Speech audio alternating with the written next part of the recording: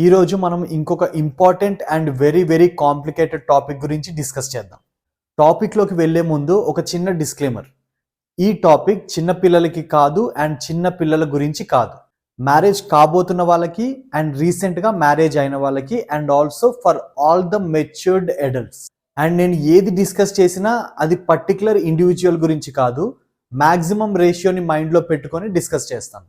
Thumbnail చూశారు కదా, topic నేమే complicated human relations.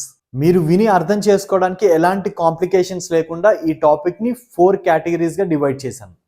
Category 1 newly married couples, category 2 అమ్మాయి towards her parents and in-laws, category 3 అబ్బాయి towards his wife and parents, and category 4 అమ్మాయి వాళ్ళ parents towards her daughter. 1 by 1 మాట్లాడుకుందాం, skip చేయకుండా చూడండి. Let's start with first category, newly married couples. Newly married couple అనగానే ఒక కొత్త కపుల్ మధ్య ఉండే రిలేషన్ గురించి మాట్లాడతాను అనుకుంటున్నారేమో. Not like that. Let's decode from the basics. Me newly wedding relation బాగుండాలంటే నేను ఇప్పుడు చెప్పేవి తూచా తప్పకుండా పాటించండి. పేరెంట్స్ చిన్నప్పటి నుంచి అబ్బాయిని ఒక పర్స్పెక్టివ్తో అండ్ అమ్మాయిని ఒక పర్స్పెక్టివ్తో పెంచుతారు. ఇద్దరిని సమానంగా పెంచుతాము అని ఎవరైనా చెప్పారంటే అది పచ్చి అబద్ధం. ఫస్ట్ అమ్మాయిల గురించి మాట్లాడుకుందాం. మీరు పుట్టగానే మీ పేరెంట్స్కి మీరు ఒక బాధ్యత, రెస్పాన్సిబిలిటీ. ఫినాన్షియల్గా స్టేబుల్ అవ్వాలి అనుకుంటారు. ఇకపై నుండి డిసిప్లైన్డ్గా ఉండాలి అనుకుంటారు.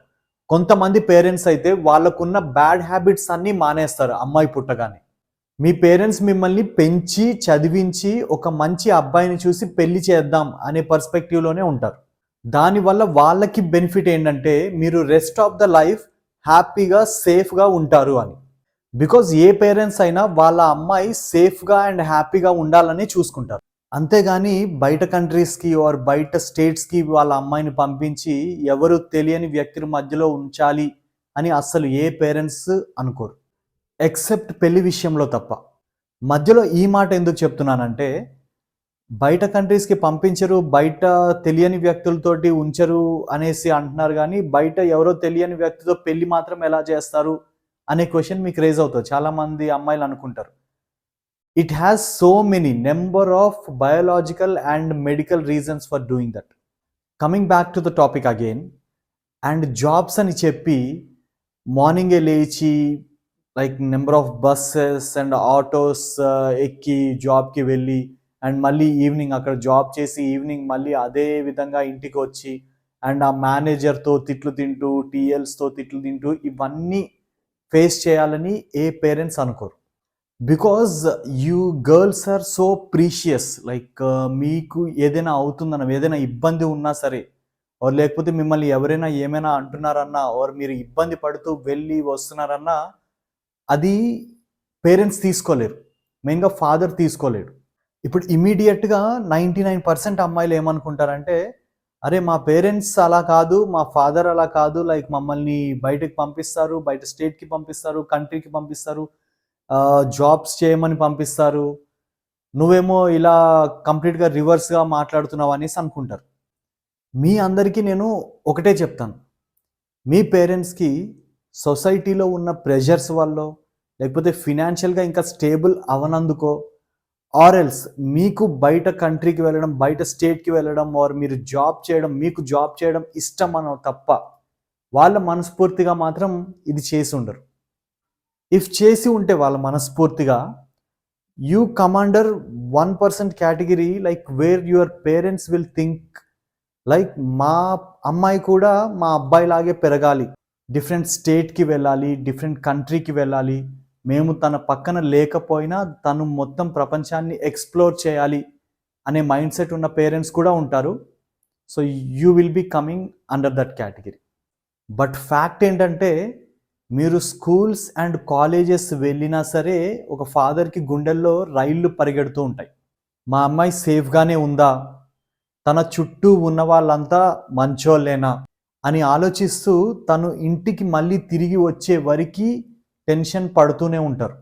ఇది విని మీరు మీ ఫాదర్ ఇన్సెక్యూర్డ్ ఆర్ లేకపోతే టాక్సిక్ ఫాదరో అనుకోవద్దు.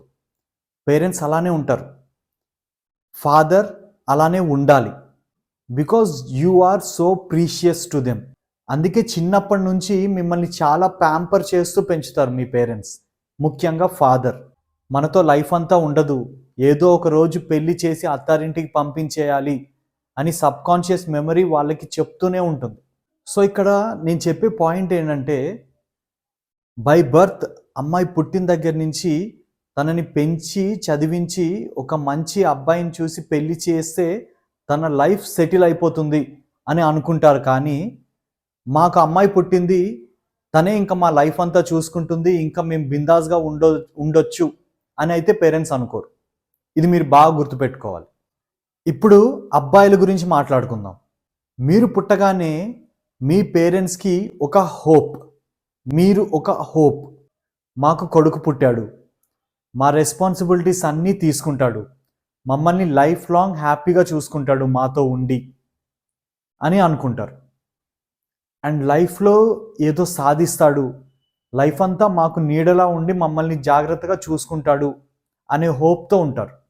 అంత హోప్స్ పెట్టుకున్న తర్వాత మీరు పెరుగుతున్న దశలో మీరు ఏవైనా తప్పులు చేసినా, మీరు సరిగ్గా చదవకపోయినా మిమ్మల్ని చాలా తిడతారు.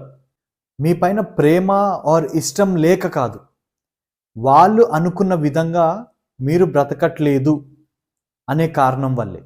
అండ్ సిచ్యువేషన్ మరీ చేజారిపోతే మీ బ్రతుకు మీరే బ్రతకలేరేమో అనే భయం వాళ్ళకు ఉంటుంది ఎప్పుడు. జస్ట్ ఆ భయం వల్లే మిమ్మల్ని తిడతారు అండ్ కొడతారు కూడా. సో మీరు పుట్టగానే మీ పేరెంట్స్ మిమ్మల్ని లైఫ్ అనే రేస్లోకి తోసేసి మీరు బెస్ట్ పర్ఫార్మర్గా పర్ఫామ్ చేయాలి ఎవ్రీ ఆస్పెక్ట్ ఆఫ్ లైఫ్లో అని కోరుకుంటూ ఉంటారు. వేరాస్ ఈ పేరెంట్స్ అమ్మాయిల్ని అసలు ఈ రేస్లోకి, ఈ లైఫ్ అనే రేస్లోకే ఇంక్లూడ్ చేయరు. They always want her to be in a safer side. ఇప్పుడు అసలైన మ్యాటర్కి వద్దాం. ఇప్పుడు చెప్పేది అమ్మాయిల కోసం, స్కిప్ చేయకుండా చూడండి. మీకు అబ్బాయి గురించి ఇంత బ్యాక్గ్రౌండ్ ఎందుకు చెప్పానంటే, మీరు పెళ్లి చేసుకునే అబ్బాయికి కూడా ఆర్ మీరు పెళ్లి చేసుకున్న అబ్బాయికి కూడా వాళ్ళ పేరెంట్స్ నుంచి ఇవే ఎక్స్పెక్టేషన్స్ ఉంటాయి చిన్నప్పటి నుంచి. సో ఇప్పుడు మీరు సడన్గా అబ్బాయి లైఫ్లోకి వచ్చేసి మీ పేరెంట్స్తో కాకుండా మనం సపరేట్గా ఉందాం, మీ పేరెంట్స్తో నాకు సెట్ అవ్వట్లేదు, వాళ్ళు చేసే ఫుడ్ నాకు నచ్చట్లేదు, వాళ్ళు ఉండే పద్ధతి నచ్చట్లేదు, నా హస్బెండ్ మమ్మీస్ కిడ్, నా హస్బెండ్కి నాకంటే ఎక్కువ వాళ్ళ అమ్మ అంటేనే ఇష్టం ఆర్ వాళ్ళ పేరెంట్స్ అంటేనే ఇష్టం, ఇలా నెంబర్ ఆఫ్ రీజన్స్ పెట్టుకొని లైఫ్ని మెస్అప్ చేసుకోవద్దు. మెయిన్గా ఇదే హైలైట్గా ఎందుకు చెప్తున్నానంటే, ఇప్పుడున్న అమ్మాయిల మైండ్ సెట్ అలా ఉంది. పెళ్లి చేసుకోగానే అబ్బాయిని వాళ్ళ పేరెంట్స్ నుంచి బయటికి తీసేసి మనం సపరేట్గా ఉందాం అంటున్నారు. సో అది కాదు. అందుకే మీకు ఆ అబ్బాయి బ్యాక్గ్రౌండ్, లైక్ బై బర్త్ ఎలా పెరిగాడు, వాళ్ళ పేరెంట్స్కి ఎలాంటి మైండ్ సెట్ ఉంది చిన్నప్పటి నుంచి ఆ అబ్బాయిని పెంచడంలో, అండ్ మిమ్మల్ని పెంచడంలో ఎలా ఉంది మైండ్ సెట్, ఆ పర్స్పెక్టివ్స్ అన్నీ మీకు ముందు అందుకే చెప్పింది. Okay, now coming back. మీకు ఎలాంటి ప్రాబ్లమ్స్ ఉన్నా సరే మీ హస్బెండ్తో ప్రేమగా మాట్లాడి సెట్ చేసుకోవాలి. కొన్నిసార్లు కొన్ని విషయాల్లో అడ్జస్ట్ అవ్వాలి అండ్ కాంప్రమైజ్ అవ్వాలి. టైం గడిచే కొద్దీ ఆ ఇంటికి మహారాణి మీరే అవుతారు. వాళ్ళ పేరెంట్స్ అవ్వరు, ఆర్ లేకపోతే మీ అత్త అవ్వదు, మీరే అవుతారు. సో ఓపిక ఉండాలి. మీరు ఇలా ఉంటేనే రేపటి రోజు మీ అన్నయ్యకి ఆర్ మీ తమ్ముడికి వచ్చే వైఫ్ కూడా మీ పేరెంట్స్తో అండ్ మీ బ్రదర్తో చాలా బాగుంటుంది. మీరు కూడా తనకి ఏమైనా ప్రాబ్లమ్స్ ఉన్నా ఆర్ తన వల్ల మీ పేరెంట్స్కి మీ బ్రదర్కి ఏమైనా ప్రాబ్లం ఉన్నా గైడ్ చేయగలరు. అంతేగాని మీరే మీ హస్బెండ్తో అండ్ మీ ఇన్లాస్తో సెట్ అవ్వట్లేదని చెప్పి మీ పేరెంట్స్ ఇంట్లో వచ్చి కూర్చుంటే రేపటి రోజు మీ బ్రదర్ వాళ్ళ వైఫ్ కూడా మీ మాట వినదు. My life, my rules, my choices అనేలాంటి నిబ్బి మైండ్ సెట్ మీకుంటే మాత్రం మీకు పెళ్ళి సెట్ అవ్వదు, చేసుకోకండి. That's best. ఇఫ్ మీలాంటి మైండ్ సెట్ వాళ్ళు పెళ్లి చేసుకుంటే మాత్రం ఒక అబ్బాయి లైఫ్, ఒక ఫ్యామిలీ లైఫ్ మొత్తం షెడ్కి వెళ్ళాల్సి వస్తుంది. అండ్ మీకు చెప్పాల్సినవి ఇంకా చాలా ఉన్నాయి, but let's go to men. అబ్బాయిలకి, కొత్తగా పెళ్ళైన అబ్బాయిలకి కొన్ని విషయాలు చెప్పాలి, ఆ తర్వాత మళ్ళీ మీ దగ్గరికి వస్తాం. ఇప్పుడు చెప్పేది అబ్బాయిల కోసం, చాలా జాగ్రత్తగా వినండి. ఇందాక చెప్పినట్టు అమ్మాయి పుట్టగానే పేరెంట్స్కి తను ఒక బాధ్యత. And in the same time తనని అల్లారు ముద్దుగా చూసుకుంటారు. మిమ్మల్ని పెంచినట్టు గాలికి వదిలేసేలా మాత్రం పెంచరు. ఎస్, కొంచెం హార్ష్గా అనిపించినా సరే దట్స్ ట్రూ. చెప్తా వినండి. మీరు ఇంట్లో నుంచి ఎప్పుడు వెళ్తున్నారో ఎప్పుడు వస్తున్నారో ఆ 2 విషయాలు తప్ప ఎక్కడికి వెళ్తున్నారు, ఏం చేస్తున్నారు అనేలాంటి విషయాలు ఎవ్వరు అడగరు అండ్ అంత ఆలోచించరు కూడా. అసలు ఎవరు మానిటర్ చేయరు మిమ్మల్ని. ఈ లైఫ్ అనే రేస్లో వాడే పడి లేచి మొత్తానికి లేచి పరిగెడతాడులే అనే నమ్మకంతో వదిలేస్తారు, కానీ అంతకు మించి మీకు ఏం చెప్పరు.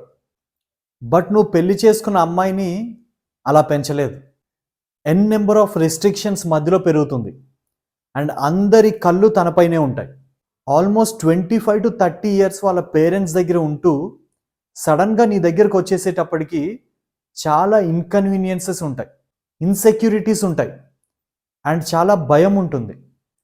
ఇవన్నీ నీకు తను చెప్పదు, కానీ నువ్వే అర్థం చేసుకొని ఒక అమ్మగా, నాన్నగా, అన్నగా, ఒక హస్బెండ్గా అన్ని దగ్గరుండి అల్లారు ముద్దుగా వాళ్ళ పేరెంట్స్ ఎలా చూసుకున్నారో అలా చూసుకునే బాధ్యత నీది.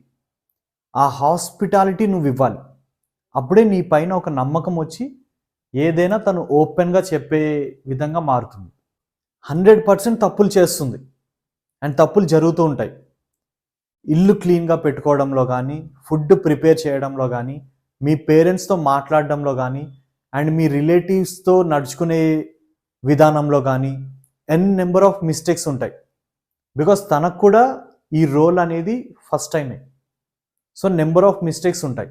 అన్నిటినీ నువ్వే అర్థం చేసుకోవాలి. అండ్ మోస్ట్ ఇంపార్టెంట్లీ నీతో సెట్ అవ్వడానికి కూడా తను టైం తీసుకుంటుంది. ఆ టైం నువ్వు ఇవ్వాలి. No need to rush for anything. It's life. స్లోగా అన్నీ 1 by 1 అయ్యే టైంకి అన్నీ అవుతాయి. హ్యాపీ అండ్ జాయ్ఫుల్ సర్వైవల్ ఉందా లేదా అది మాత్రం చూసుకో చాలు.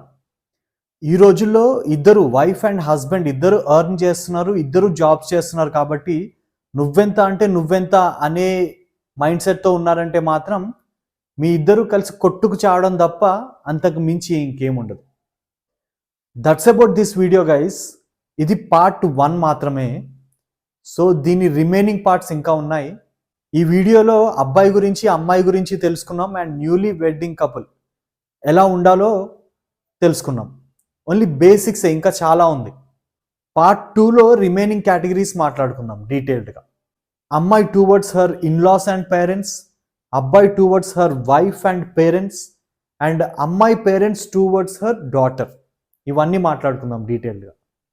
మీరు ఇంకా సబ్స్క్రైబ్ చేసుకోకపోతే సబ్స్క్రైబ్ చేయండి, లైక్ చేయండి అండ్ మీ ఫ్యామిలీ ఫ్రెండ్స్కి షేర్ చేయండి. అండ్ మెయిన్గా న్యూలీ వెడ్డింగ్ కపుల్, కొత్తగా పెళ్ళైన కపుల్ అండ్ పెళ్లి చేసుకోబోతున్న కపుల్కి షేర్ చేయండి ఈ వీడియో. నెక్స్ట్ వీడియోలో కలుద్దాం. Thank you for watching cut to cut with Sid.